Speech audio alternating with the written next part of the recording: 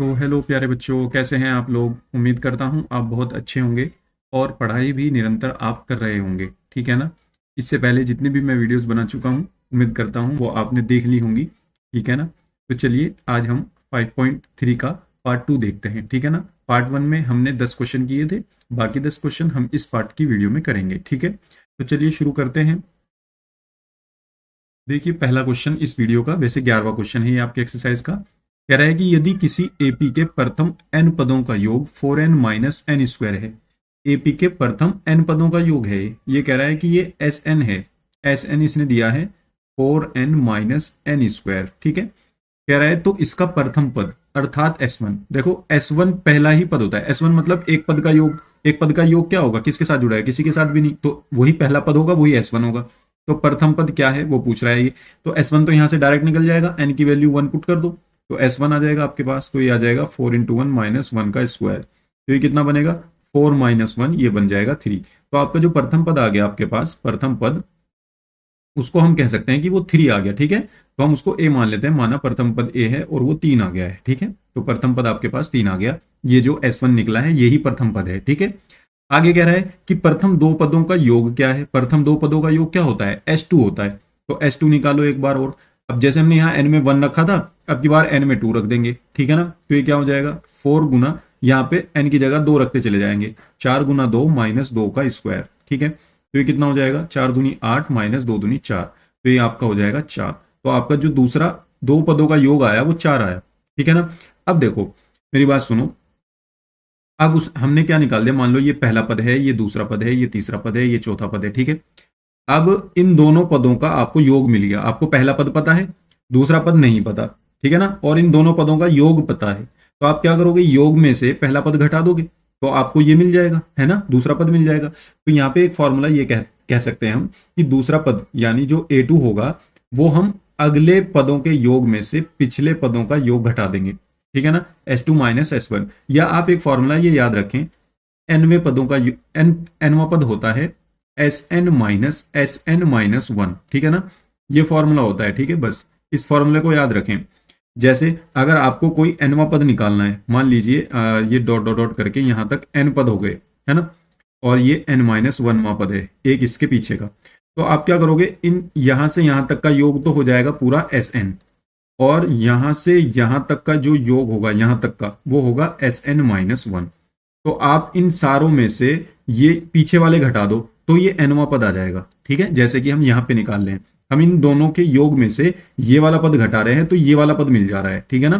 तो इस वजह से हमने ये फॉर्मूला लगाया A2 equals to S2 minus S1। तो आपको कोई सा भी पद निकालना हो आप इस तरीके से लगा सकते हैं। तो ये क्या हो जाएगा, अब देखो S2 हमारे पास है पहले से ही, S2 हमने निकाला था 4, S1 हमने निकाला था कितना, 3। तो 4 माइनस 3 ये आ जाएगा हमारे पास 1। तो दूसरा पद हमारे पास 1 आ गया। ठीक है ना। अब चूंकि ये एपी है तो ये कॉमन डिफरेंस से चलेगी। ठीक है। तो श्रेणी क्या बनेगी, अगर आप श्रेणी बनाना चाहो तो श्रेणी क्या बनेगी, देखो श्रेणी बन जाएगी, पहला पद आपके पास 3 हो गया, दूसरा पद आपके पास ये 1 हो गया।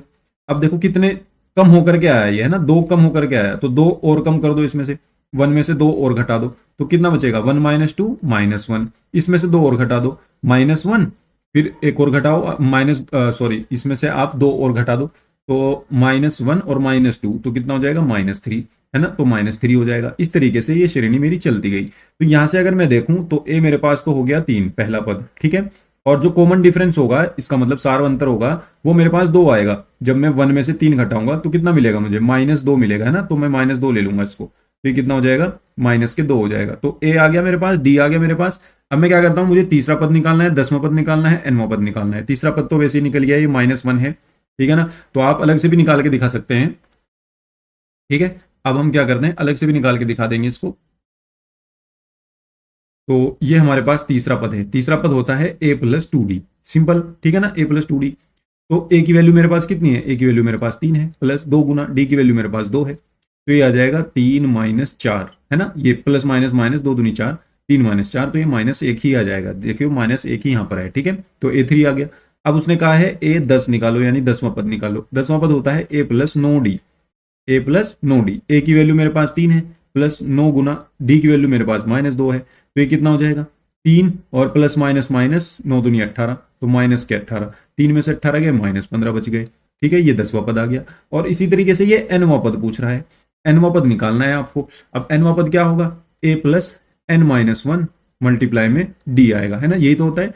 a की वैल्यू रख दो, 3 रख दिया, plus n minus one D रख दिया, d की वैल्यू -2 है। इसको थोड़ा सा सॉल्व कर दो बस, ये हो जाएगा 3 प्लस -2 की गुना अंदर करेंगे तो ये माइनस के 2n हो जाएगा, और माइनस माइनस प्लस ये 2 हो जाएगा। अब ये ब्रैकेट खोल देते हैं, ये हो जाएगा 3 प्लस माइनस माइनस 2n और प्लस प्लस प्लस 2, ठीक है, 3 और 2 5 हो जाएंगे, तो यहां से आ जाएगा 5 माइनस के 2n। तो ये आपका an आ गया, है ना। तो तीनों चीज आ गई आपके पास a3 मिल गया आपको, जो उसने पूछा था, -1 आ गया है a3, और a2 भी उसने पूछा था, नहीं, प्रथम दो पदों का योग पूछा था उसने, है ना, प्रथम पद भी पूछा था। तो प्रथम पद तो हमने यहाँ पे लिख दिया a बराबर 3, तो a बराबर तो मेरे पास हो गया 3, ये तो हो गया प्रथम पद। दूसरा उसने पूछा था दो पदों का योग क्या है, S2 हमने निकाल दिया यहाँ पर, ये 4, तो ये 4 यहाँ पे आ गया, ठीक है। ये आंसर लिख रहे हैं हम जो जो उसने पूछे थे। दूसरा पद क्या है, अब दूसरा पद पूछा है उसने A2 हमने निकाल दिया यहाँ पर, ये रहा A2 1, तो ये A2 मैंने लिख दिया 1, ठीक है।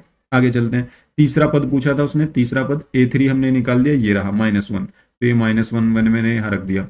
A10 पूछा था उसने, -15 आया है, तो A10 यहाँ पे लिख दो -15, ठीक है। ये सारे आप ऐसे सीरीज में लिख सकते हो।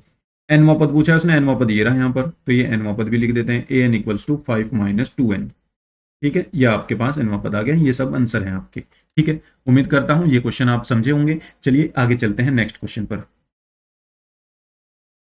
देखिए, ये कह रहा है कि ऐसे प्रथम 40 धन पूर्णांकों का योग ज्ञात कीजिए जो 6 से विभाज्य हैं। 6 से विभाज्य प्रथम 40 धन पूर्णांक। तो देखिए, प्रथम धन पूर्णांक कौन से होंगे, 1 2 3 4, ये धन पूर्णांक होते हैं। और वो कह रहा है 6 से विभाज्य लेने हैं जो 6 से कट जाते हो, 6 से भाग हो जाते हो, जो पूरे पूरे विभाजित हो जाते हो। तो पहला तो 6 ही होगा, दूसरा 6 दूनी 12 होगा, तीसरा 6 तिया 18 होगा, चौथा 6 चौक 24 होगा। बस 6 का पहाड़ा चलता रहेगा। और 40, प्रथम 40 धन पूर्णांकों का योग निकालना है, यानी ये 40 पदों तक, है ना, 40 पदों तक निकालना है हमको। तो a की वैल्यू मेरे पास यहां पर 6 हो गई, मेरे पास d की वैल्यू कितनी होगी, 12 माइनस 6, 12 माइनस 6 का मतलब ये 6 ही आ जाएगा। और n की वैल्यू मेरे पास यहाँ पर 40 है, ठीक है ना। ये सब वैल्यू मेरे पास है। मुझे निकालना है 40 पदों का योग, इसका मतलब Sn मुझे निकालना है, S40 मुझे निकालना है ना, S40 कह लो, ये मुझे S40 निकालना है, S40 मुझे निकालना है। तो सिंपल वही फॉर्मूला है S40 का, Sn का जो फॉर्मूला था, n/2 2a plus n minus 1 into D की वैल्यू 6 आ जाएगी। इसको सॉल्व कर लेना, आंसर आ जाएगा, ठीक है ना।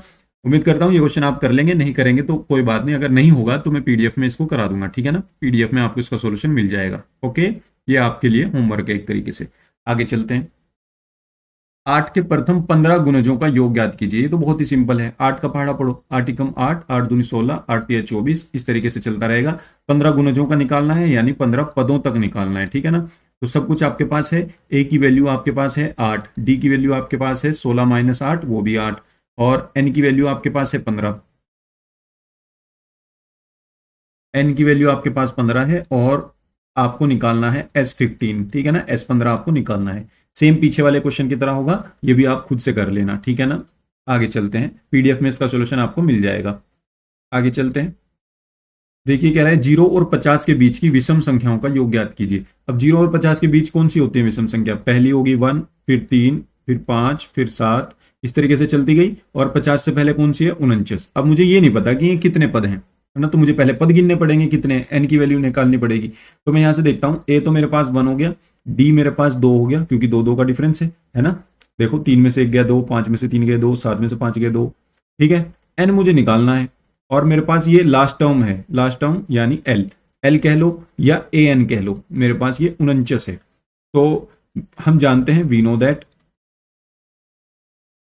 हम जानते हैं, क्या फॉर्मूला जानते हैं हम, कि an बराबर होता है a plus n minus 1 multiply में d। an की वैल्यू मेरे पास 49 है, रख दिया मैंने, a की वैल्यू 1 है, प्लस n माइनस 1, n मुझे निकालना है, d की वैल्यू मेरे पास 2 है, तो ये 1 इधर आ जाएगा, 49 में से 1 घटेगा, इक्वल्स टू 2 की गुना इधर कर दो, चाहे तो रहने दो, ये हो जाएगा n माइनस 1 मल्टीप्लाई 2, 49 में से 1 गया, ये बचेगा 48, और ये जो 2 गुना में है इधर डिवाइड में आ जाएगा ये, ठीक है, इधर बचेगा n माइनस 1, तो 2 से 48 कटेगा, 2 दूनी 4, 2 चौक 8, n-1, और ये 1 इधर आएगा तो 24 यानी 24 प्लस 1 बराबर n, तो यहाँ से 25 हो जाएगा, n बराबर 25 हो जाएगा, ठीक है ना। तो n की वैल्यू आपके पास 25 आ गई। इसका मतलब आपके पास ये पद 25 हैं। अब 25 पद पता लगने के बाद अब मुझे निकालना है 25 पदों का योग, 25 पदों का योग निकालना है। फॉर्मूला वही है n/2 2a plus n-1 into d. D की वैल्यू क्या है मेरे पास 2 है, ठीक है ना। बस ये फॉर्मूला है। या आप इससे भी मत निकालो, आप इससे भी मत निकालो, आप तो डायरेक्ट भी निकाल सकते थे मेरे ख्याल से, तो ये डायरेक्ट भी हो जाता, लेकिन n की वैल्यू तो निकालनी पड़ती, ठीक है ना। एक फॉर्मूला मेरे पास ये भी तो है ना, n/2 a प्लस एल, है ना, a प्लस एल, तो 1 प्लस एल रख दो यहाँ पर, डायरेक्ट 49 रख दो, ठीक है ना। इससे कैलकुलेशन आसान हो जाएगी, इससे थोड़ी मुश्किल रहेगी, तो आप इससे कर लेना, ठीक है ना। इससे मत करना, इससे कर लेना, आंसर से दोनों से सेम ही आएगा, ठीक है ना। मैं यहाँ पे और लिख देता हूँ, कुछ भी कर सकते हैं, चाहे तो ये कर सकते हैं, चाहे ये कर सकते हैं, करना आपको है, मुझे नहीं करना है अभी ये, ठीक है ना। ये आपको मैं होमवर्क दे रहा हूँ, क्योंकि आगे बहुत से क्वेश्चन है जो मैं कराऊंगा पूरे पूरे, इस वजह से मैं ये क्वेश्चन आपके लिए छोड़ रहा हूँ, ठीक है। चलिए, और इसका सोल्यूशन पीडीएफ में आपको मिलेगा ही, ठीक है। आगे चलते हैं नेक्स्ट क्वेश्चन पे। कह रहा है निर्माण कार्य से संबंधित किसी ठेके में एक निश्चित तिथि के बाद कार्य को विलंब से पूरा करने के लिए जुर्माना लगाने का प्रावधान इस प्रकार है। मतलब उसने एक डेट फिक्स कर रखी है किसी काम को करने की, और अगर उसके बाद तक वो काम चला, मतलब उसमें लेट हो गया काम करने में, तो उसने उसका जुर्माना लगाने का कुछ रूल बना रखे हैं कि आपको पहले दिन के लिए इतने रुपए जुर्माना देना पड़ेगा, दूसरे दिन अगर लेट हुए तो इतना जुर्माना देना पड़ेगा। तो पहले दिन के लिए 200 रुपए, दूसरे दिन के लिए 250, तीसरे के लिए 300 इत्यादि। इस तरीके से उसने 50-50 रुपए हर दिन बढ़ाता जाता है। अर्थात प्रत्येक उत्तरोत्तर दिन का जुर्माना अपने से ठीक पहले दिन के जुर्माने से 50 रुपए अधिक है।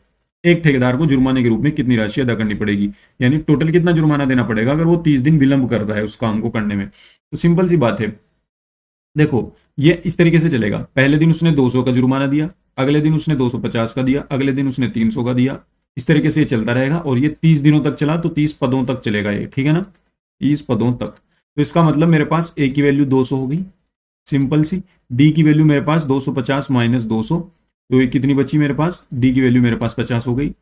और डी की वैल्यू 50 के बाद अब एन मेरे पास 30 है, और मुझे निकालना है S30, ठीक है ना। सेम क्वेश्चन पीछे भी हम करके आ चुके हैं, इस तरीके से आप इसको कर सकते हैं, ठीक है ना।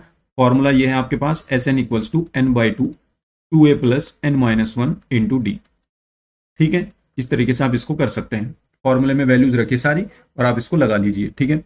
देखिए, अगर आप ये चाहते हैं कि मैं सारे ही क्वेश्चन आपको कराऊं तो ऐसा नहीं हो पाएगा, है ना, क्योंकि यहाँ मैंने आपको पहले भी कहा था मैथ सिखाया जाता है, मैथ रटाया नहीं जाता, ठीक है ना। और सॉल्यूशन तो आपको इंटरनेट पर बहुत मिल जाएगा, ठीक है। आप वहां से जाकर के सॉल्यूशन अगर आपको देखना ही है तो वहां से भी देख सकते हैं। मैंने समझा दिया है उस हिसाब से अब आपको खुद से करना है, खुद करोगे तभी आएगा, ठीक है ना। चलिए, स्कूल के विद्यार्थियों को उनके समग्र शैक्षिक प्रदर्शन के लिए 7 नगद पुरस्कार देने के लिए 700 रुपए की राशि रखी गई। मतलब वो 7 बंदों को, या जितने भी 7 खिलाड़ी हैं उनको नगद पुरस्कार देगा, और उसके लिए उसके पास टोटल 700 रुपए हैं, ठीक है ना। यदि प्रत्येक पुरस्कार अपने से ठीक पहले पुरस्कार से 20 रुपए कम है, मतलब मान लो पहले को उसने दिए 100 रुपए दिए, ठीक है, तो अगले को वो 80 देगा, उससे अगले को और कम देगा, 20 रुपए और कम देगा, मतलब 60 देगा। इस तरीके से वो कह रहा है कि जो भी पुरस्कार है वो अपने से पहले वाले पुरस्कार से 20 रुपए कम है।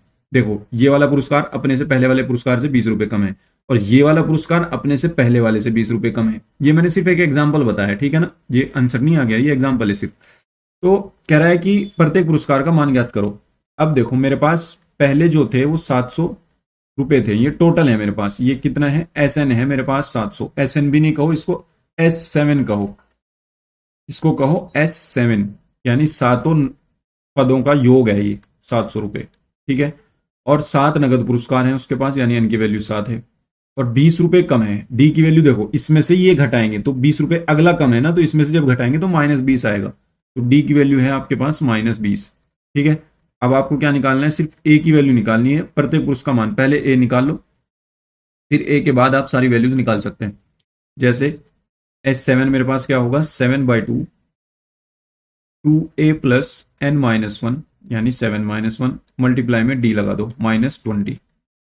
अब इसको सॉल्व करो, 7/2, अच्छा इसकी वैल्यू यहाँ पर 700 रख दी मैंने, और ये 2a ही रहेगा, 2a, और ये प्लस माइनस माइनस हो जाएगा, 7 में से 1 गया 6, 6 की गुना 20 में करेंगे तो 6 दूनी 12, 120 हो जाएगा, ठीक है।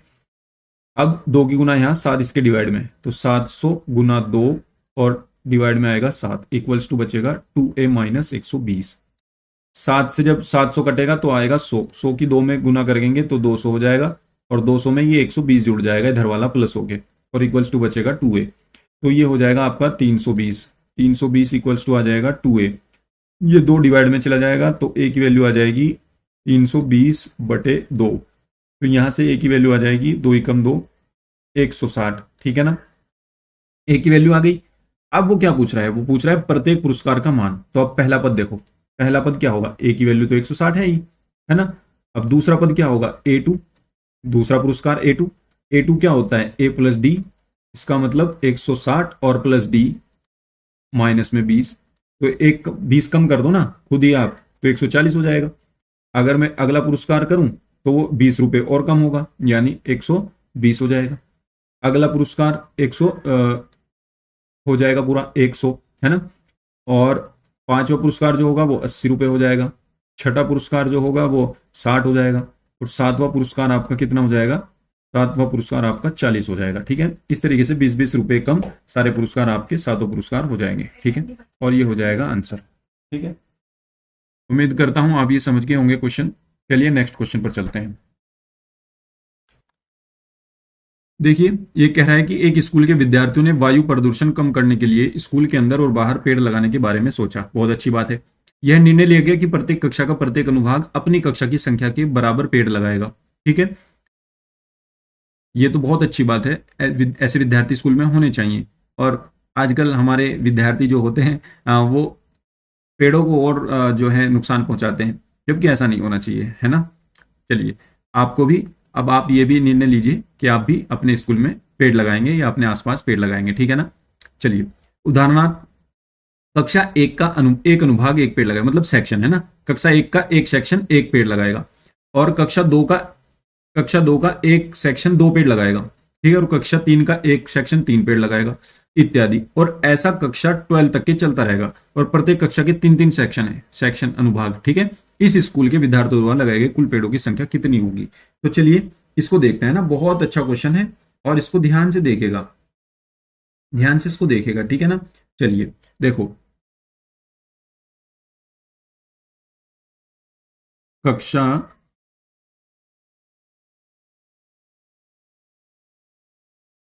1 से 12 तक के एक अनुभाग द्वारा, अनुभाग यानी सेक्शन, ठीक है, मैं यहां पे लिख देता हूं सेक्शन,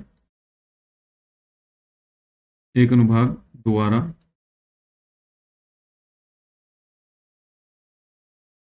लगाए गए पेड़। इस तरीके से वो पेड़ लगाते हैं, पहले 1 2 3 4, एक एक अनुभाग इस तरीके से लगाएगा, और 12 तक के 12 लगाएगा। पहली कक्षा एक लगाएगा, पहली कक्षा एक एक अनुभाग की बात कर रहे हैं हम, तो पहली कक्षा एक लगाएगा, दूसरी कक्षा का 2 लगाएगा, तीसरी कक्षा का 3 लगाएगा, चौथी कक्षा का 4 लगाएगा, इस तरीके से 12वीं कक्षा का 12 लगाएगा। अब प्रत्येक क्लास के 3-3 सेक्शन है, तो पहली क्लास के कितने पेड़ हो जाएंगे, 3 के 1 + 1 + 1 3 हो जाएंगे ना। और दूसरे के कितने हो जाएंगे, 2 + 2 + 2, मतलब 3 की गुना होती चली जाएगी। ठीक है, तो अब हम कहेंगे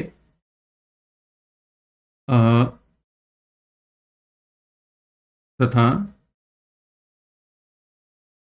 प्रत्येक कक्षा के 3 अनुभाग हैं, 3 अनुभाग हैं, अतः सभी अनुभागों द्वारा, अनुभागों द्वारा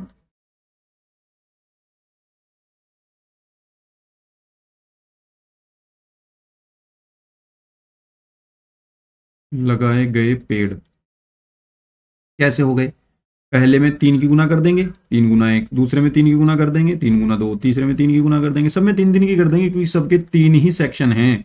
ठीक है ना, सबके कितने कितने सेक्शन हैं, 3-3 ही सेक्शन हैं। ठीक है, तो यहां से आपके पास पहली कक्षा के 3 पेड़ हो जाएंगे, दूसरी कक्षा के 6, तीसरी कक्षा के 9, चौथी कक्षा के 12, पांचवी कक्षा के 15, इस तरीके से 12वीं कक्षा के 36 पेड़ हो जाएंगे। ठीक है ना। अब इनका सम निकालना है आपको, इनका योग निकालना है। तो ए की वैल्यू यहाँ पर आपके पास 3 हो गई, डी की वैल्यू आपके पास यहाँ पे कितनी होगी, 3, 6, 9, 12, 15, तीन तीन का डिफरेंस है, ठीक है ना, 3 का डिफरेंस है। एन की वैल्यू आपके पास कितनी है? एन की वैल्यू मुझे नहीं पता कितनी है, 12 है ना, एन की वैल्यू तो 12 है। और आपके पास ये 36 है, जो ये है आपकी लास्ट टर्म, इसको लास्ट टर्म कह सकते हैं आप, ये है 36, ठीक है। इसकी जरूरत नहीं पड़ेगी, जरूरत भी, बल्कि जरूरत पड़ेगी क्या, इसी से निकाल लेंगे, आसान पड़ेगा। तो आपको निकालना है S12, वो हो जाएगा 12/2 A+L, 3+36, ठीक है ना। तो कितना आ जाएगा, 2×6 = 12, 36×3 = 39, और इसकी गुना करेंगे, 9×6 = 54 का 4 हासिल को 5, 6×3 = 18 और 5 = 23। तो ये हो गए आपके टोटल 234 पेड़, ठीक है ना। अतः कुल 234 पेड़ लगाए गए, ठीक है ना। अतः कुल पेड़, अतः कुल पेड़ बराबर 234, ये आंसर आ जाएगा आपका, ठीक है। उम्मीद करता हूं आप ये क्वेश्चन समझे होंगे। चलिए आगे चलते हैं नेक्स्ट क्वेश्चन पर। देखिए, ये क्वेश्चन भी अच्छा क्वेश्चन है। कह रहा है कि केंद्र ए से, केंद्र है ये यहां पर ए, ठीक है। कह रहा है ए से प्रारंभ होते हुए बारी बारी से केंद्रों ए और बी को लेते हुए, बारी बारी से पहले ए को केंद्र लिया, तो यहां से अर्धवर्त बना एक, ठीक है। त्रिज्या 0.5 का, ये कहा इसने, लेते हुए त्रिज्याओं 0.5, 1, 1.5, 2 सेंटीमीटर वाले उत्तरोत्तर अर्धवर्धों को खींचकर एक सर्पिल बनाया गया, एक स्पाइरल बनाया गया। देखिए, ये वाला जो है ये 0.5 है इसकी त्रिज्या अर्धवर्त की। फिर दूसरा बी को केंद्र मानकर दूसरा अर्धवर्त बनाया गया, इसकी त्रिज्या है आपकी 1 सेंटीमीटर। फिर ए को केंद्र मानकर तीसरा अर्धवर्त खींचा गया, इसकी त्रिज्या जो होगी 1.5 सेंटीमीटर, है ना। और चौथा जो होगा ये बी को केंद्र मान के बनाया गया, इसको 2 सेंटीमीटर। फिर इसी तरह ए को केंद्र मानकर फिर बी को केंद्र मानकर, इस तरीके से सर्कल बनाते गए और स्पाइरल बन गया एक, ठीक है।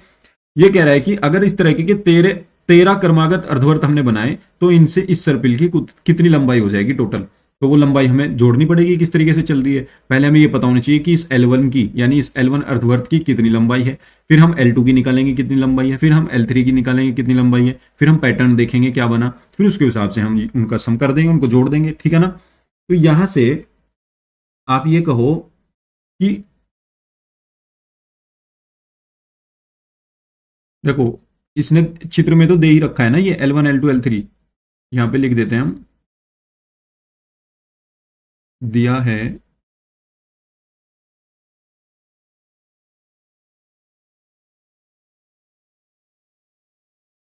अर्धवृत्तों की लंबाइयां।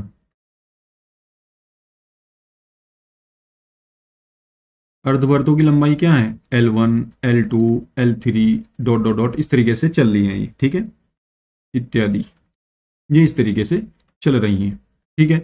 अब साथ ही उसने ये भी दिया है, क्या दिया है, पहली त्रिज्या R1 0.5 सेंटीमीटर, दूसरी त्रिज्या R2 ये हो गई आपकी 1 सेंटीमीटर, तीसरी त्रिज्या आपकी, तीसरे वर्त की त्रिज्या है 1.5 सेंटीमीटर, इस तरीके से उसने दी है, ठीक है।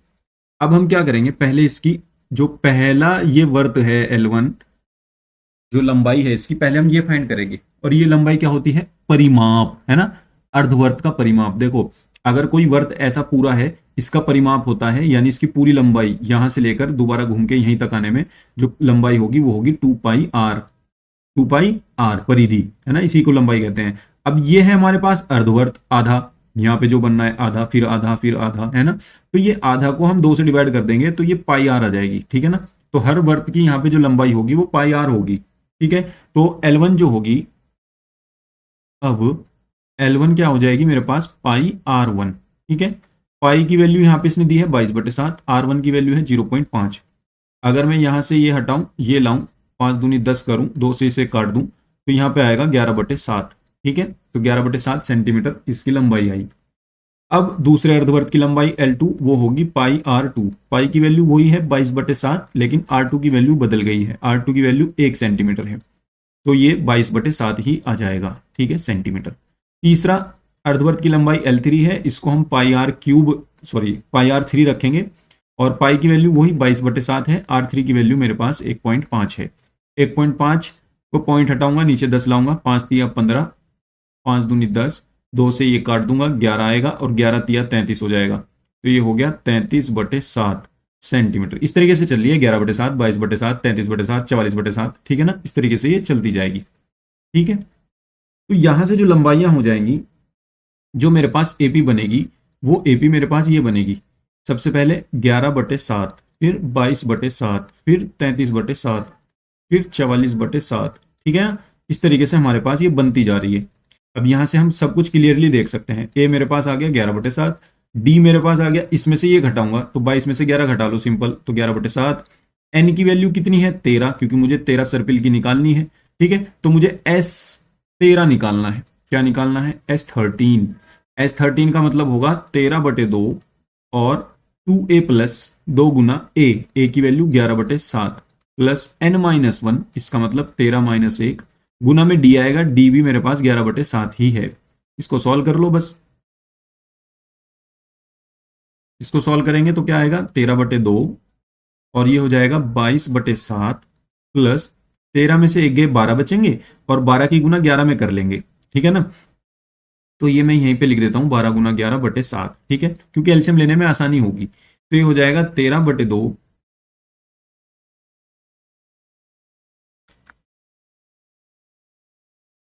13/2 और ये कितना आ जाएगा? एलसीएम तो देखो 7 ही है, इसका ये पहली टर्म का 22 आ जाएगा, दूसरा 11 की गुना 22 में करेंगे, 2 2 और 1 3 और 1, ठीक है ना, 132 आएगा। अब 132 को 22 में जोड़ देंगे तो ये हो जाएगा 13/2 गुना, ये हो जाएगा 2 और 2 4, 3 और 2 5 और 154/7। 2 से इसको काट देंगे, 2 7 14, 2 7 14, 77 आ गया। 7 से 77 कट जाएगा, 11 आ जाएगा। 11 की गुना 13 में हो जाएगी, 13 गुना 11। देखो 11 की करते हैं कितनी आसान, किसी भी नंबर में 11 की गुना करने की मल्टीप्लाई, पहले तो ये इकाई वाला अंक जू का तू लिख दो, फिर 3 में एक ये वाला जोड़ करके लिख दो, 3 और 1 4, फिर ये लास्ट वाला जो है ये वाला जू का तू लिख दो 1, 143 आ जाएगा। ठीक है ना, तो इन सब की लंबाई जुड़ के जो आई वो 143 सेंटीमीटर आई। ठीक है ना, अतः कुल लंबाई जो होगी, अतः इस सर्पिल की लंबाई, इस सर्पिल की लंबाई कितनी होगी? इस सर्पिल की लंबाई हो जाएगी 143 सेंटीमीटर, आंसर हो जाएगा। ठीक है, उम्मीद करता हूं यह क्वेश्चन आप समझ गए होंगे। चलिए आगे चलते हैं। कह रहा है कि 200 लट्ठों को ढेरी के रूप में इस प्रकार रखा जाता है कि सबसे निचली वाली पंक्ति में 20 लट्ठे, यानी जो सबसे निचली वाली पंक्ति है, लाइन है, इसमें 20 लट्ठे हैं। ठीक है ना, 20। और फिर जो सेकंड वाली है, ये सेकंड वाली, इसमें जो है आपके कितने लट्ठे हैं? 19 लट्ठे। ठीक है, फिर अगले वाली में इसमें कितने हैं? 18। इस तरीके से ये, इस तरीके से इसने लगा रखी है। अब ये कह रहा है कि ये 200 लट्ठे कितनी पंक्तियों में रखे गए हैं वो बताओ हमें। सबसे ऊपरी पंक्ति में कितने लट्ठे होंगे? ठीक है ना, तो सबसे पहले हमारे पास कितने थे? 200 लट्ठे टोटल थे और पहली पंक्ति में 20 थे। तो देखो पहली पंक्ति में 20 थे, फिर 19 हो गए, फिर 18 हो गए और इस तरीके से होते चले गए। अब ये नहीं पता पहली पंक्ति में कितने होंगे और कितनी पंक्तियां होंगी, है ना, ये भी नहीं पता हमें, लेकिन हमें ये पता है इन सब का योग 200 होगा। ठीक है ना, तो हम जानते हैं कि ए की वैल्यू मेरे पास यहाँ पे 20 आ गई और मेरे पास डी की वैल्यू जो आ गई, जब मैं इसमें से ये घटाऊंगा यहां से मेरे पास -1 आएगा। और जो मेरे पास एस एन होगा, मतलब उन सबको जोड़ करके, इन सब लट्ठों को जोड़ करके जितने होंगे, वो 200 ही तो थे उसके पास, तो ये 200 लट्ठे हैं। और एन की वैल्यू मुझे फाइंड करनी है, कितनी पंक्तियों में रखे गए हैं वो एन मुझे फाइंड करना है। ठीक है ना, क्योंकि ये पहली पंक्ति, ये दूसरी, ये तीसरी, इस तरीके से कितनी पंक्तियों में जुड़ गए 200 हो जाएंगे, इसी वजह से मुझे एन निकालना है। और फिर पहली पंक्ति में कितने हैं, यानी लास्ट पद कौन सा है वो मुझे निकालना है। ठीक है ना, चलिए तो हम क्या करते हैं भाई, एस एन का फॉर्मूला लगाते हैं। S n equals to n/2 2a plus n-1 multiply में डी। ठीक है, तो एस एन की वैल्यू मेरे पास 200 है, एन मुझे पता नहीं कितना है, और ए की वैल्यू मेरे पास कितनी है? 20 है।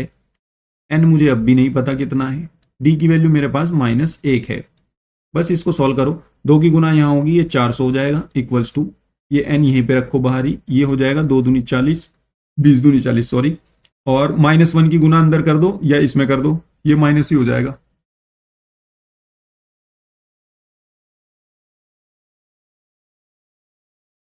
तो ये माइनस ही हो गया, माइनस की गुना अंदर करेंगे -n और माइनस माइनस +1। ठीक है ना, तो यहां से हो जाएगा ये 400 इक्वल्स टू 40 + 1 41 हो गया ना, 41 की गुना n में करेंगे तो 41n, और n की गुना n में करेंगे माइनस के n²। इन सबको इधर ले आओ, हो जाएगा n² - 4n और प्लस में 400 यानी 400 इक्वल्स टू 0। 400 के ऐसे टुकड़े जो प्लस करके 4 आए। अब बताओ आपके पास ऐसे टुकड़े क्या होंगे जो, सॉरी ये 41 था ना भाई, 41 है ये, 400 के ऐसे टुकड़े जो प्लस करके 41 आए, ठीक है ना। तो वो हमें देखना है। तो यहां तो मैं बता रहा हूं आपको, लेकिन आप एलसीएम करके देख लेना, ठीक है ना। 400 के अभाज्य गुणनखंड कर लेना, उनमें बिठा लेना क्या होंगे, ठीक है ना। तो यहां तो मैं बता दूंगा आपको, 25 की 16 में करेंगे। कितने में करेंगे? 25 की 16 में करेंगे। जब 25 की गुना 16 में करेंगे तो मेरे पास जो है 400 आ जाएगा। और जब मैं इनको जोड़ूंगा 25 प्लस 16 तो मेरे पास 41 आ जाएगा। 41, ठीक है ना। तो यहां से क्या हो जाएगा, मेरे पास ये जो फैक्टर बनेंगे ये मेरे पास बन जाएंगे। यहां तो आप गुणनखंड कर लेना, ठीक है ना। ये मैं नहीं करा रहा हूं। n माइनस के 16 हो गया और n माइनस के 25 हो गया, ठीक है, इक्वल्स टू 0 हो गया। तो यहां से मुझे n के दो मान मिले। एक तो n बराबर मुझे मिला 16, है ना, और एक n बराबर मुझे मिला 25। ये मिले, n बराबर 16, n बराबर 25। तो दोनों में निकालते हैं। यदि n बराबर 16, यानी अगर 16 पंक्ति हैं, यदि 16 पंक्ति हैं, तो आपको फिर क्या करना होगा? 16वीं पंक्ति, क्योंकि उसने कहा था कि पहली पंक्ति कितनी होगी, जो लास्ट वाली होगी। तो 16वीं पंक्ति जो होगी वो कितनी, उसमें कितने लट्ठे थे वो निकालो। तो ये होता है a प्लस के 15d, है ना। a की वैल्यू कितनी है? 20 प्लस 15 और माइनस 1, तो ये हो जाएगा 20 माइनस 15, ये हो जाएंगे 5। तो फिर उसमें 5 लट्ठे हैं, ठीक है जी। 16वीं पंक्ति में कितने हैं? 5 लट्ठे।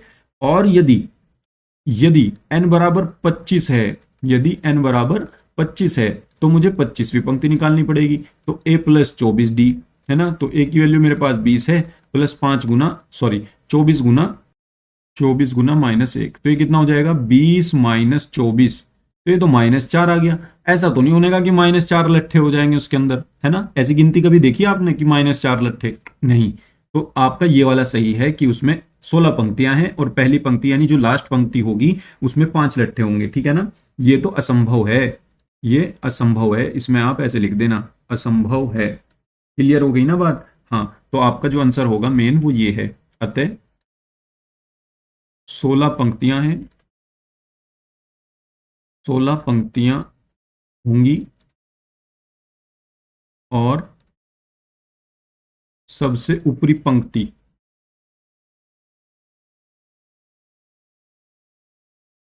सबसे ऊपरी पंक्ति में 5 लट्ठे होंगे,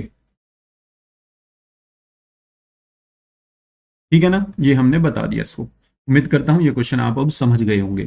चलिए आगे चलते हैं नेक्स्ट क्वेश्चन पर।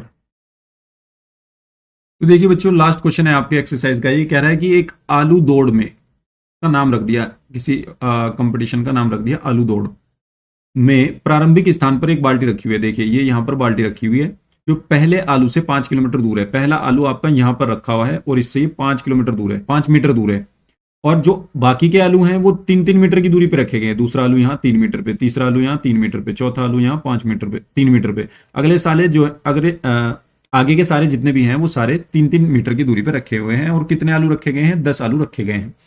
अब ये कह रहा है कि अब वो यहां से चलेगी और पहला आलू उठाएगी, वापस जाएगी, इसमें डाल देगी, फिर आगे जाएगी, दूसरा आलू उठाएगी, फिर वापस जाएगी, इसमें डाल देगी, फिर तीसरे आलू पे ऐसे जाएगी, उसमें डाल देगी, फिर चौथा उठाएगी, फिर वापस जाएगी, उसमें डाल देगी। अब ये कह रहा है उसे कितनी दूरी कुल चलनी पड़ी है, ठीक है ना। ये पढ़ लेना आप, मैंने सारा आपको बता दिया, इस तरीके से है। तो ये कह रहा है कि उसे कितनी दूरी चलनी पड़ी, इस प्रतियोगिता में कुल कितनी दूरी दौड़नी पड़ेगी। तो सिंपल सी बात है, हमें ये दूरी निकालनी है बस। पहली, ये यहां से यहां डबल कर देंगे, फिर ये पूरी निकालेंगे, डबल कर देंगे, फिर ये पूरी निकालेंगे, डबल कर देंगे, फिर ये पूरी निकालेंगे, डबल कर देंगे, ठीक है ना। तो बस यही लिखेंगे हम यहाँ। तो देखिए यहां पे हम लिखते हैं पहले आलू,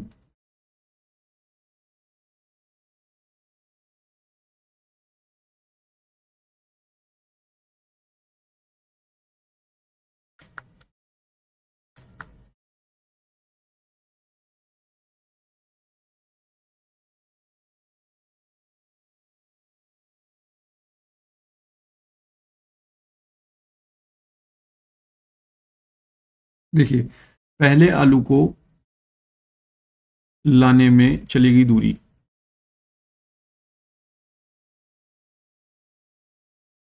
अब समझो पहला आलू 5 किलोमीटर दूरी पर रखा हुआ था, 5 मीटर की दूरी पे। तो 5 मीटर जाने के, 5 मीटर आने के, ठीक है ना। तो 2 गुना 5, समझ गए ना बात को। 2 गुना 5 मीटर यानी 10 मीटर, ठीक है। अब देखो दूसरे आलू को लाने में चली गई दूरी, सेम लिख लेना। दो गुना होगी, क्योंकि यहां से वो यहां तक जाएगा भी और फिर आएगा भी, है ना, तो इसका मतलब डबल हो जाएगी।